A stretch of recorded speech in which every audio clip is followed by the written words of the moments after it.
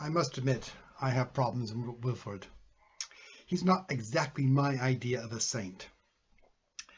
When I think of a saint, I think of perhaps those people who have led great lives of prayer and service to the church.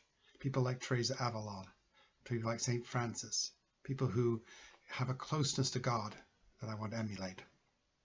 Or perhaps people who have served other people in their pastoral care, people like Vincent de Paul or Mother Teresa of Calcutta. Or perhaps people whose learning and writings have influenced the church and helped us understand who God is and what he has done.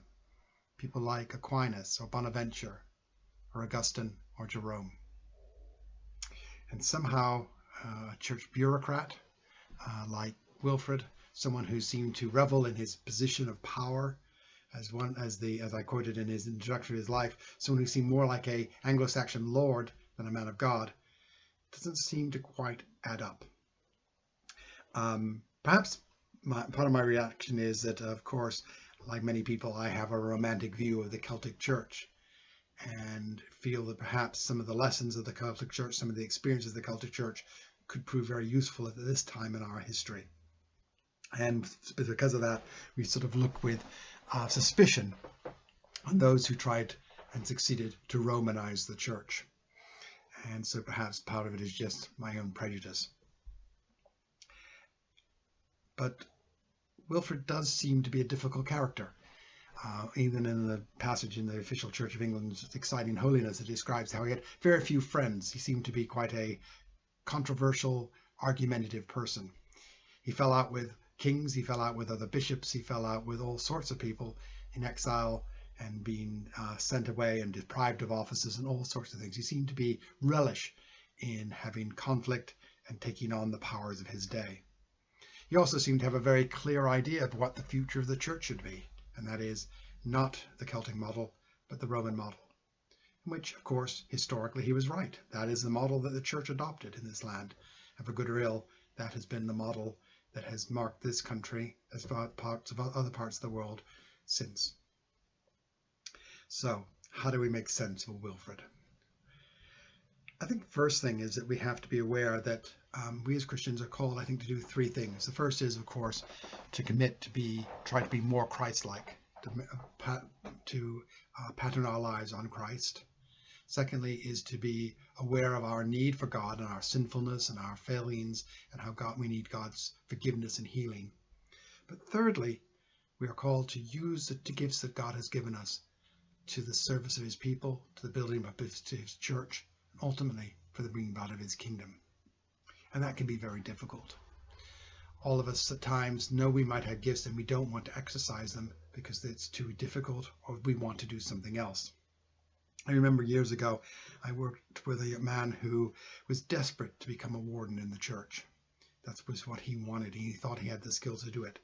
But the people around him recognized he did not have the skills to be a warden, that he would find it very difficult and probably would be very unhappy. But what they did recognize in him was some other gifts God had given him. And those were to make the gospel very attractive. He was a man of great love, a man of great humor, a man of great humility and humanity. And I think what people really wanted him to be was someone who could use those skills by teaching, by preaching, by leading services. And this is what they felt he was being called to. They desperately wanted him to take up that role. But he did not recognize those gifts within him and wanted a very different role. And I think sometimes we fall in the same trap, that we see certain gifts that we think are saintly and we don't recognize perhaps other gifts are needed. And I think Wilfrid is one of those hard lessons. As I said, I don't think he was an easy person to get on with. I don't think he was an attractive personality. I certainly don't think I'd want him part of my church or my bishop, but I think perhaps at the time and place, he's what was needed. The time he lived was a difficult time. Britain was not united politically. It was a time of small tribes and kingdoms that were constantly fighting each other. It was a time when the church was caught up in that unstable situation. And Wilfrid recognized two things. First, the church needed a stable structure, and that structure was what the model of the Roman church, and that the model of the Celtic church would always be in danger in such a disrupted time because it did not have that great deep structure. The one thing the Romans were very good at was structure. And secondly, he had the zeal to take his part in the battles that took place. He did not shirk back. And perhaps if he had been a more peaceful, Iranic man, if he'd been a more humble man, he would have just been steamrolled over by the force of his day. But he certainly wasn't steamrolled over, that's for one thing. He stood his ground. Even when thrown out and exiled or deprived of sea, he continued to come back and keep fighting for what he believed in and what he believed the church needed to do. So perhaps he's not a man of our day, but he was a man of his day. And perhaps he was the man God needed at that time. As I say, although I'm a great supporter of the Celtic Church, I realize that the parish church, which is really at the heart of the Roman model, and the diocese, a geographic diocese, is a structure that has succeeded tremendously. Since Wilfrid, some 1400, 1500 years, it has been the model that has determined, in many ways, the history of this country. It has been a significant part of how people have come to know who God was and to worship him and to care for those around them and to be part of those around them. It has created great architecture. It has created great pastoral care. It has created a place where people can be baptized, married, buried, and remember those who've gone before. It is a place that has encouraged people to mission. So Wilfrid's work and Wilfrid's advocacy of that model of church is not without merit. And I think perhaps what we have to realize is that God needs all sorts of people in his church. He needs those people of prayer. He needs those people who are great pastors. He needs the great thinkers, but he also needs the administrators. One of my favorite in that case is a man named Thomas Bray, who lived in the end of the 17th century, and he was given the job of overseeing the church in the New World, what we now call the United States. And everyone who'd done the job before him had just taken the money and not really done much. But he actually went and visited and realized the needs of the church.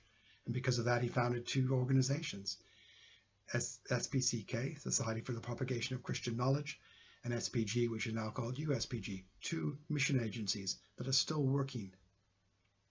He brought his administrative skills to bear. He brought his diplomatic skills to bear to create these organizations and to get them funded. He is recognized as a holy man within our church. He was maybe not the greatest man of prayer or the greatest man of learning or the greatest man of service, but he was an able and useful administrator who leaves a lasting legacy. And I think the same is true of Wilfrid. He was a man whose legacy is long-lasting. He had skills and gifts that God had given him, which he used. Perhaps he, like all of us, was a sinner and often misused him and overstated his case. But his legacy is long-lasting. You look around, Ripon Cathedral is still there, still worshipping day by day and proclaiming God in that place. Hexham Abbey is no longer an abbey, but it's now a parish church, leading a very creative mission and worship in the north of England. His legacy is still with us. So perhaps the problem with Wilfrid is not so much him as me. I have an expectation of how God works. And whenever we trap ourselves in that expectation, we are probably going to be sorely wrong and make many mistakes.